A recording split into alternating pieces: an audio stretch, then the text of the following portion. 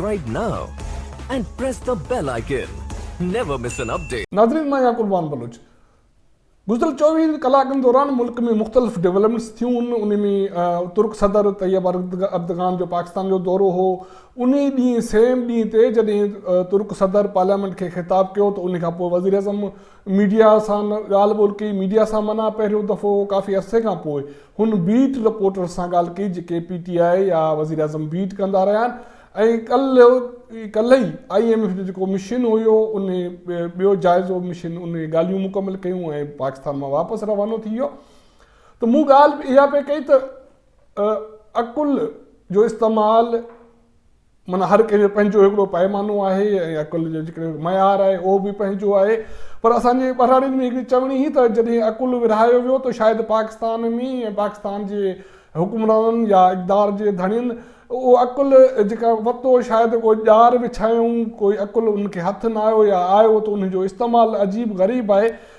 हिकिड़े तरफ़ हिकिड़े मुल्क जो सरबराह तव्हांजे मुल्क में मौजूदु आहे, उहो तव्हांजे पार्लियामेंट खे ख़िताब थो करे हिन सॼी दुनिया में जॾहिं जिते तव्हां अकेला आहियो तक़रीबन घणा तमामु घटि तव्हांजा दोस्त मुल्क आहिनि या साथी मुल्क आहिनि या तव्हांजो साथ ॾींदड़ मुल्क आहिनि।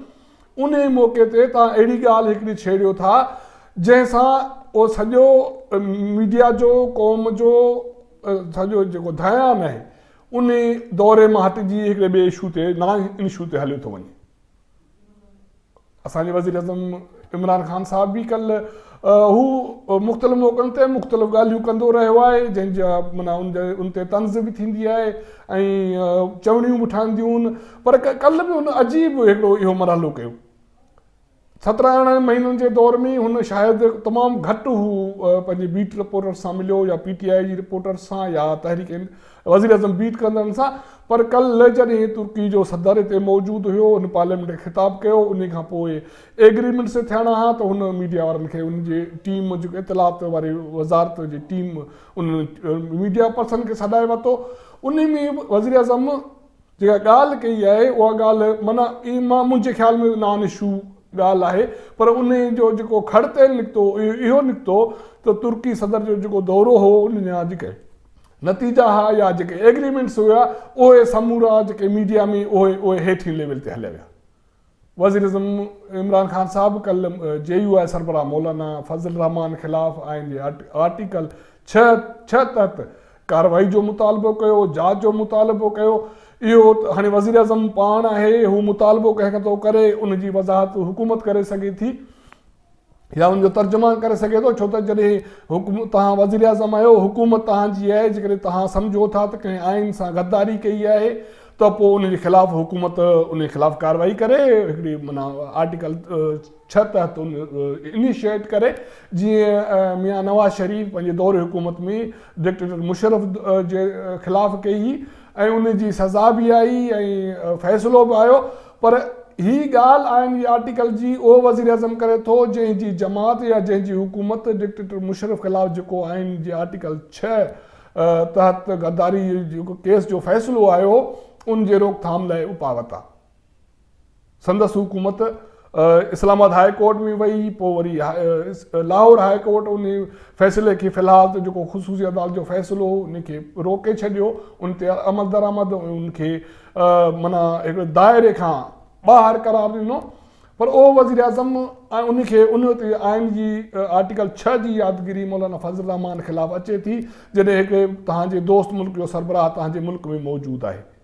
हुनजी पार्लियामेंट खे ख़िताब कश्मीर मसइले में हुकूमत जी पाकिस्तान जी हिमायत, FTA में पाकिस्तान जी हिमायत जो ऐलान, उन सां गॾु जेके एग्रीमेंट्स आहिनि उहे समूरा तव्हां जेकॾहिं मीडिया ते अॼु ॾिसंदो त उहे सभई हेठि लेवल ते आहिनि। उहे 2 कालम 3 कालम वारे ख़बर जी लेवल ते वञी बीठा आहिनि। ऐं इहा कल्ह सूरत हाल बि उन वक़्तु साॻी थी जॾहिं वज़ीर आज़म पंहिंजे जेका रिपोर्टर सां ॻाल्हि ॿोल कंदे मौलाना फज़ल रहमान ख़िलाफ़ु आइन जे आर्टिकल 6 तहत कार्रवाई या उनजी जांच जो मुतालबो कयो।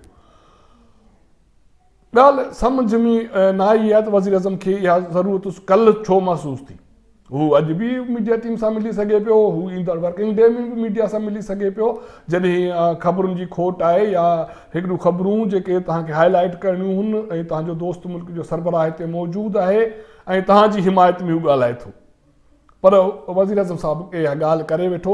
वज़ीर आज़म साहिबु सिर्फ़ु इहा ॻाल्हि न कई ऐं उनजे करे जेको तुर्क सदर जी जेके बि इनिशिएटिव हुआ उनजे दौरे जा जेके बि असर हुया उहे मुंहिंजे ख़्याल में उहो काफ़ी हद ताईं ज़ाइल थी विया या उनखे धचको लॻो आहे। वज़ीर आज़म ॻाल्हि करे थो त आइन जी ऐं उनखां पोइ कानून जी। कल्ह उन मीडिया सां ॻाल्हाईंदे जेको मुल्क में अटे ऐं कणिक जो बहिरान आहे उन हवाले सां ॻाल्हि ॿोल कई आहे।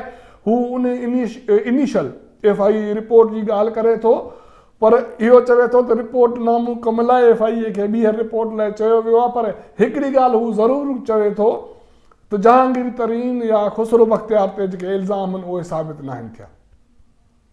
त पोइ जेकॾहिं जांच रिपोर्ट मुकमल ई कोन हुई या इब्तिदाई रिपोर्ट हुई त पोइ उन में कीअं वाज़े थी वियो त तुंहिंजा जेके साथी आहिनि जेके इल्ज़ाम हेठि आहिनि अपोजिशन तरफ़ां त उन कणिक ऐं अटे जे बहिरान में हुननि जो किरदारु आहे, उनखां जांच थियणु घुरिजे। FI जांच करे जॾहिं तूं पहिरियां हिकिड़ो मुल्क जो सरबराह उनखे अछो चिठो ॾेई थो छॾी, उनखे क्लियर करे थो छॾी त बाक़ी FI जी जेका जांच आहे उनजो जेको आहे खड़तेल उहो कड़ो निकिरंदो ऐं उनजो फ़ाइदो कड़ो थींदो। अहिड़े दौर में जॾहिं तव्हां मुल्क में क्राइसिस आहे, महांगाई आहे, तव्हां 15 अरब रुपया सब्सिडी ॾियो था आम वाहपे जी शयुनि जी क़ीमतुनि ते कंट्रोल लाइ, उन वक़्तु तव्हां जेके बि हिकिड़ा मुस्बत असर मुल्क ते पवणु लॻनि था तव्हां उनखे ज़ाइल कयो था। उहो दानिस्ता या ग़ैर दानिस्ता तौरु आहे। इहो अकुल इतलात वारी वज़ारत तरफ़ां इहा सलाह ॾिनी वई हुई त कल्ह जेको तुर्क सदर जे दौरे दौरान वज़ीर आज़म लोकल मीडिया सां ॻाल्हि ॿोल करे उनखे घुराए, या इहा अकुल वज़ीर आज़म जे तर्जुमान उनजे कंहिं सलाहकार कंहिं सियासी सलाहकार उनखे ॾिनी। इहो त हाणे हुकूमत उनजी वज़ाहत करे सघे थी, पर तव्हां खोड़ शयूं एतिरियूं कंट्रोवर्शियल पैदा करे मुल्क में जेके बि मुख्य मसइला आहिनि या अवाम जा मसइला आहिनि उन्हनि खे सभिनि खे लिमिट करे था छॾियो। अवाम खे छा मिलणो हो, न फ़क़ति आवाम खे, पर मां सम्झां थो त तुर्क सदर जे दौरे जे हवाले सां हिकिड़ी दुनिया खे बि हिकिड़ो पैगाम मिलणु वञे पियो त भई कुझु अहिड़ा मुल्क दुनिया में आहिनि जेके पाकिस्तान जा साथारी आहिनि या पाकिस्तान सां स्टैंड करनि था। ऐं ॿियो अमल इहो हो त FI जांच करे पई, आवाम हिकिड़ी रड़ आहे महांगाई जी ऐं उनखे रिलीफ मिलण जी, ऐं वज़ीर आज़म इहो चवे थो त माफ़िया मुलविस आहे। जेकॾहिं इब्तिदाई रिपोर्ट जे बुनियाद ते तव्हां कंहिंखे हिकिड़ी ग्रीन चिट ॾेई था छॾियो त पोइ तव्हां ॾोहारियुनि ख़िलाफ़ु कार्रवाई कीअं था करे सघो। थियणु तीअं खपंदो त इहा रिपोर्ट मुकमल थियणु घुरिजे हा ऐं मुकमल रिपोर्ट अचे हा, उन में जेके बि ॾोहारी आहे उन्हनि ख़िलाफ़ु कार्रवाई थियणु घुरिजे हा। ही हुई जेका सूरत हाल हुकूमत जे अकुल ऐं फ़हम जी, जंहिंजो असां तव्हांखे ज़िक्र कयो त छा थियणो हुयो, छा वञिणो हुयो, छा थियो। ऐं ॿी ॻाल्हि असां कई पई त IMF मिशन, जाइज़ा मिशन कल्ह हिकिड़े हफ़्ते जूं ॻाल्हियूं हिते मुकमल करे पाकिस्तान सां बिना कंहिं मुआहिदे जे वापसि हलियो वियो। जेतोणीकि IMF जी तरफ़ां जेका प्रेस पधिराई जारी कई वई उन में पाकिस्तान हुकूमत जी कारकर्दगी जे हवाले सां, मालियाती डिसिप्लिन ऐं ॿियनि मामलनि जे हवाले सां उनजी कारकर्दगी जी तारीफ़ त कई वई। पर जॾहिं बि थींदो ई आहे त हर टिमाही जॾहिं जाइज़ो वरितबो आहे त हिकिड़ो एग्रीमेंट उनजी अनाउंसमेंट IMF तरफ़ां कई वेंदी आहे, हुकूमत पाकिस्तान जी पोइवारी कंदी आहे। पर हिन भेरे जेको ॿियो जाइज़ा मिशन उन में इहो नाहे थी सघियो। इन जा सबब कहिड़ा आहिनि? वज़ीर आज़म चवे थो त गैस ऐं बिजली जूं क़ीमतूं न वधायूं वेंदियूं ऐं टैक्सूं ॻाढ़ी वधीक टैक्सनि जो भार न विधो वेंदो। पर ज़रिया चवनि था त IMF जेके ॻाल्हियूं मुकमल थियूं ऐं मुआहिदो न थियो उनजो सबबु बि हुकूमत तरफ़ां फ़िलहालु बिजली ऐं गैस जी क़ीमत में वाध खां इनकार आहे। जेकॾहिं इहो ईअं आहे त पोइ उन जा नतीजा कहिड़ा निकिरंदा उहो त हाणे जॾहिं मामिलो IMF जे जेके बोर्ड ऑफ डायरेक्टर्स वेंदो त उन खां पोइ मामले जी वज़ाहत थींदी। बहरहाल हींअर ताईं इहा जेके बि 24 कलाकनि में हुकूमत जी कारकर्दगी जे हवाले सां उनजी अकल फ़हम जे हवाले सां जेके मामला हुया, जेका मुल्क में हिकिड़ी नई डिबेट जनरेट थी आहे आइन जे आर्टिकल जे हवाले सां 6 जे हवाले सां, त हिकिड़े हंधि तव्हां डिक्टेटर्स ख़िलाफ़ु फ़ैसिलो अचण बावजूदि कार्रवाई करण खां कीबायो था, हिकिड़े हंधि तव्हां हिकिड़े सिविलियन माण्हुनि ते बिना सिर्फ़ु ॻाल्हियुनि मुहारियुनि जी बुनियाद ते इन हिकिड़े गद्दारी जो इल्ज़ाम हणो था, त इन जा मुल्क ते कहिड़ा असर निकिरंदा। असांजी जेका बि सूरत हाल तव्हांखे अपडेट कयो आहे, असांजो चैनल ॾिसंदा रहो, उनखे शेयर कयो ऐं सब्सक्राइब कयो।